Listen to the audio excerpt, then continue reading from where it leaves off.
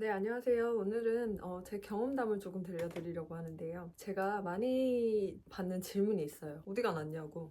관세사가 낫냐? 아니면 그냥 대기업이 낫냐? 뭐 이런 질문을 많이 하셨는데 대부분 그런 느낌이었어요. 아, 그래도 기업이 좀 낫지 않나? 이런 답을 아마 예상을 하시고 질문을 하시는 것 같았는데 저는 그렇게 대답을 한 적은 거의 없는 것 같아요. 이건 이제 개인 차이가 있기는 하지만 사실 워낙 성격이 다른 그룹이다 보니까 뭐 딱 한마디로 어디가 낫다라고 얘기하기는 조금 어려운 것 같고 저는 개인적으로 이런 점은 좋았고 이런 점은 별로였다 정도로 한번 얘기해드릴 수 있을 것 같아요. 첫 경험이 무섭다고들 하잖아요. 사실 저 같은 경우에도 사회 초년생을 관세법인에서 시작을 했다 보니까 처음에 그 일을 하는 그 조직의 분위기라든지 그리고 만나는 사람이라든지 그리고 하는 업무 환경 이런 것들이 저의 사회생활의 기준이 되었던 것 같아요. 관세법인 소속 관세사와 그리고 기업 소속 관세사의 차이점이나 장단점에 대해서 한번 말씀드려 볼게요. 아무래도 첫 번째 규모나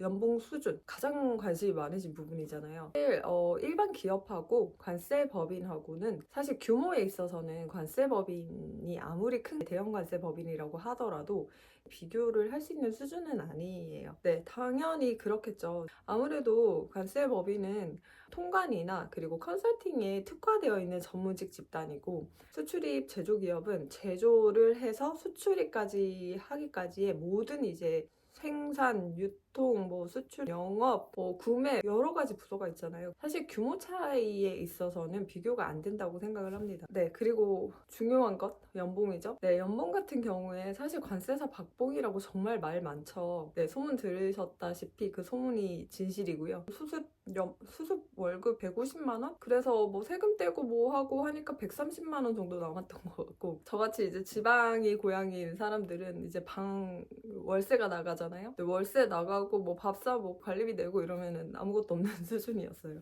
근데 네, 맞습니다. 한 3년 차까지는 그 정해진 테이블이 어느 정도는 있는 것 같아요. 그래서 거의 동기들하고 비슷한 수준으로 갔던 것 같고 네, 그 이후에는 이제 자기가 어떤 경력을 쌓았는지 뭐 이런 여건에 따라서 그 연봉 수준이 점차 차이가 나고 한 5년 차 이후부터는 그 개인 간의 차이가 좀 많이 났던 것 같아요. 기업하고 비교를 해드리자면 처음에 그 관세사 연봉이 워낙 수준이 대기업 비교해서는 상당히 저조하기 때문에 아무래도 그 친구들이 대기업에 있는 경우에는 뭐 복지 그리고 연봉 이런 데서 사실 박탈감을 느낄 수밖에 없거든요. 그래서 아예 관세사 처음 따시고 그냥 대기업에 신입으로 가시는 분들도 많습니다. 여타 뭐 회계법인 그리고 뭐 대기업 뭐 이런 데 비해서 관세 업계가 조금 더 낫다라고 생각을 하시면 될 것 같습니다. 저 같은 경우에는 6년 차에 이제 한국 국내 이제 제조 대기업으로 이직을 했어요. 근데 그 당시에 이직을 하게 되면 가장 마지막에 다녔던 회사의 연봉 베이스로 연봉 협상을 하게 됩니다.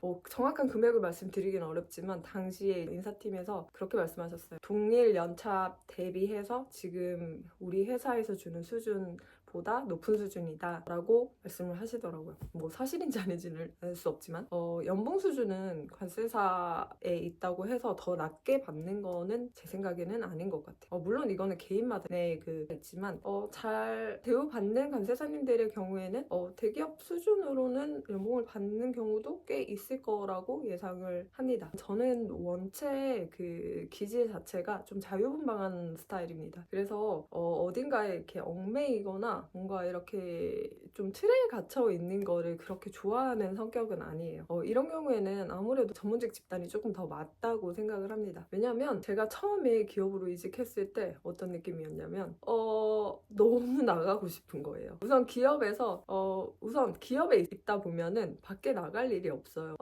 저 같은 경우에는 대형관세법인에서 일을 했고 컨설팅 팀에서 오래 근무를 했기 때문에 거의 사무실에 있을 일이 거의 없어요. 사무실에 있으면 일이 없다라고 할 정도로 지방 출장도 많았고 뭐 해외 출장도 가고 외근도 많았고 뭐 그랬기 때문에 사실 사람 만나는 게 좋고 이렇게 좀 밖에 돌아다니는 걸 좋아한다라고 하시는 분들은 아무래도 이런 전문직 집단이 맞지 않을까. 관세사 자격을 가지고 이 경력을 살려서 기업으로 가시는 경우에는 저처럼 아마 대부분 통관관리팀, 수출이 관련된 그런 부서로 가시게 될 거예요. 그런 부서가 외근이 있을까요? 없습니다. 네, 없습니다. 가장 이제 낯설었던 것이 가만히 책상에 앉아서 일을 해야 되는 것이었어요. 좋지 않나? 이제 나이 들고 뭐 애기 낳고 이러면 외근 다니기도 힘들고 뭐 바깥에 나가서 사람들 만나는 것도 좀 힘들지 않나? 나는 뭐 사무실에 앉아서 일하는 거 좋은데? 라고 하시는 성격의 분들은 당연히 잘 맞으시겠지만 저 같은 경우에는 사실 그게 되게 어려웠어요. 또 뭐가 달랐냐면 호칭. 이게 되게 좀 호칭이 익숙하지 않았어요. 저는 6년간 간세사님으로 불리다가 갑자기 제가 박대리가 된 거예요. 너무 낯설고 누구를 부르는지도 잘 모르겠고 막 이랬는데 나중에는 익숙해졌죠. 대기업에서 이제 관세사로 일을 하는 것과 관세법인에서 일을 하는 관세사의 그 업무 차이가 있는지도 궁금하실 텐데요. 저는 솔직히 말해서 6년을 일을 하고 가서 그런지 일이 달라졌다는 느낌은 전혀 없었어요. 하지만 달라진 게 있겠죠. 180도 달라진 건 역할의 차이였습니다. 네, 맞습니다. 제가 경력직으로 입사를 했기 때문에 사실 그 회사에서 관세사를 경력직으로 뽑는다는 것 자체가 사실 제가 가지고 있던 역량 이 회사랑 맞겠다라고 해서 채용이 된 거기 때문에 실제로 들어갔을 때 저는 제가 알고 있는 업무 내에서 대부분 업무를 수행을 했던 것 같아요. 이제 조금 달랐던 거는 아무래도 SAP 직접 쓰는 거 그리고 FT 시스템 직접 쓰는 거 뭐 이 정도 달랐던 것 같아요. 서로 업무는 동일했습니다. 저 같은 경우에는 통관관리팀에서 일을 했기 때문에 수출 통관 관리부터 그리고 FT 시스템 관리 그리고 AO 이렇게 세 가지 업무를 맡았었는데 뭐 사실 관세사에서 하던 일하고는 별반 다를 게 없었거든요. 그런 툴 차이? 그런 시스템을 구현하는 컨설팅은 했지만 실제로 제가 유저가 돼서 해본 적은 없잖아요. 하지만 저는 뭐든지 다 익숙해지기 마련이라고 생각합니다. 어차피 SAP를 쓴다고 해도 모든 기능을 쓰는 것도 아니고 통관팀에서 쓰는 그런 특정 코드들이 있으니까 네, 뭐 그런 것들은 금방 숙지를 한다고 생각을 하고 옆에 동료들이 많이 도와줬기 때문에 금방 따라갈 수 있었던 것 같아요. 그래서 사실은 업무에 있어서 어려웠던 것보다는 아무래도 부서 간의 그 역할 분배 이런 것들에 대해서 조금 낯설었던 것 같아요. 사실 제가 어제도 예전에 다녔던 관세법인에 놀러를 갔었는데 네, 저는 워낙 그때 같이 일했던 분들을 너무 좋아하기 때문에 한 번씩 이제 근처 서울세관을 갈 일이 있거나 이러면은 한 번씩 들려서 인사를 하기는 어제도 그런 얘기를 했었던 것 같아요.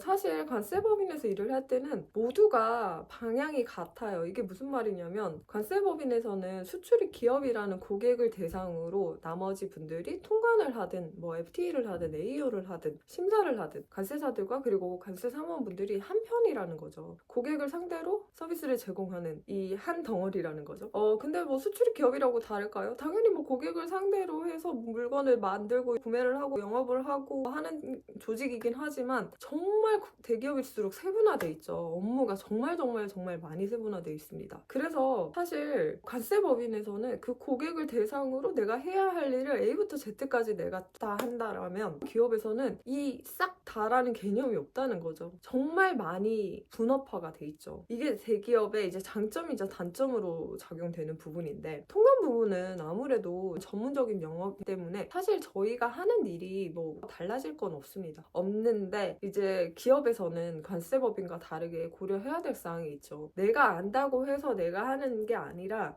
다른 부서의 역할이면 그 부서의 역할을 인정을 해주고 그걸 잘 파악을 해서 나는 어디까지 그리고 그 다음은 여기서 이런 식으로 일을 잘 나누고 넘기는 것도 기업에서는 능력이었다는 거죠. 그런 일이 익숙하지 않았기 때문에 한 몇 개월은 조금 혼란스러웠던 것 같아요.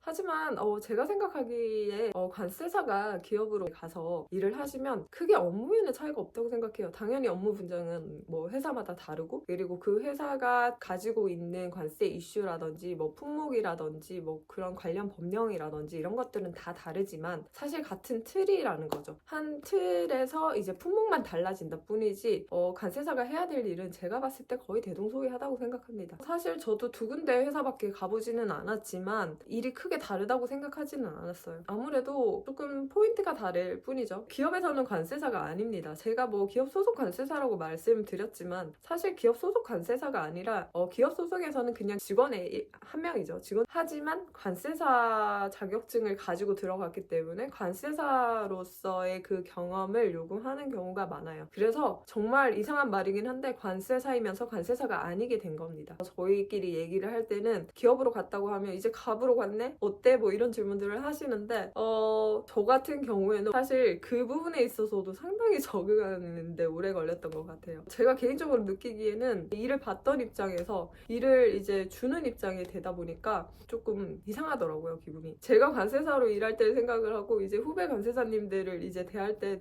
되면 그냥 사실 일을 막 이렇게 드리는 것도 미안하고 그리고 바쁜 거 보면 안쓰럽고 막 이런 마음이 생기더라고요. 뭐 아무튼 이것도 좋은 자세는 아니기는 한데 그런 식으로 조금 차이가 있다, 입장 차이가 있다. 네, 그래서 정리하자면 기업 관세사냐 관세법인 관세사냐 업무에는 그렇게 차이가 없더라. 하지만 뭐 이거는 당연히 기업마다 다를 거다. 하지만 뭐 만약에 내가 이때까지 경험을 잘 살리고 싶다라고 하시면 이직하실 때 JD를 잘 한번 확인해 보셔라. 저 같은 경우에는 제가 가진 경력과 되게 부합하는 자리로 갔기 때문에 제 역량을 되게 많이 보여줄 수 있는 자리로 갔던 것 같아요. 첫 번째 이직할 때는. 그리고 두 번째 이직할 때는 조금 생소했던 업무를 맡기는 했지만 그럼에도 불구하고 관세사로서의 경력 그리고 기업 소속 관세사로서 이제 이런 역할이라든지 기업에 대한 분위기라든지 뭐 이런 것들을 파악한 상태에서 이직을 했을 때는 조금 더 유리한 점이 있었겠죠. 이제 어느 정도 더 눈치도 생기고 이제 그리고 경력도 더 생기고 했으니까. 네, 그래서 다 경험을 해보고 나서 내린 결정이 나는 아무래도 관세사 일이 더 잘 맞다라는 판단을 내리고 다시 관세 업계로 돌아온 케이스입니다. 네, 저 같은 경우에는 뭐 정말 후회 없어요. 사실 개업을 하게 되면서 이제 그런 생각을 했거든요. 어차피 개업할 거면 그냥 관세법인에서 계속 일을 하다가 개업을 하는 게 나았을까라는 생각도 해봤고 그리고 지금 이제 개업을 하고 나서 이제 주위를 둘러보니 아무래도 그 관세업계에서 쭉 일을 하시던 분들이 좀 더 이제 자리를 잡고 계시잖아요. 그래서 그런 생각을 해봤는데 사실 또 그렇지만 또 않겠더라고요. 후회 없는 관세사 생활을 했고 그리고 후회 없는 회사원 생활을 했다고 생각합니다. 그래서 그 나름의 저는 그 자리에서 항상 최선을 다했기 때문에 결국은 그 경험 때문에 전문가로서의 그 역할도 잘 알고 있고 그리고 기업 실무자로서의 진짜 실제 실무가 어떻게 돌아가는지 그리고 회사의 입장이 어떤지 이런 것들을 사실 총체적으로 이제 조금 알 수 있는 위치에 왔다라고 생각을 합니다. 그래서 아무래도 이런 제 경력이 앞으로의 저의 커리어에 있어서는 분명히 도움이 될 거라고 생각을 하고 있기 때문에 제가 지금까지 느낀 점 세상에 쓸모없는 경험은 없다. 네, 그래서 혹시라도 지금 이 영상을 보시는 분들이 관세사 후배님일 수도 있고 관세사 이제 뭐 준비하시는 수험생이실 수도 있는데 관세사 진로가 조금 고민된다라고 하시면 제가 앞으로도 뭐 이런 제가 가진 관세사 이야기를 좀 풀어볼 테니까 참고를 하시면 좋을 것 같고 하지만 조심하셔야 될 것 참고입니다. 아무리 관세사라고 해도 차이가 많아요. 제가 한 경험이 전부가 아니라 정말 극히 일부일 거고 제가 가진 이야기가 업계 전체를 대변할 수 있는 이야기는 될 수 없으니까 그냥 참고로 봐주시면 좋을 것 같고요. 재밌게 봐주셨으면 좋겠고요. 모두들 화이팅입니다. 감사합니다.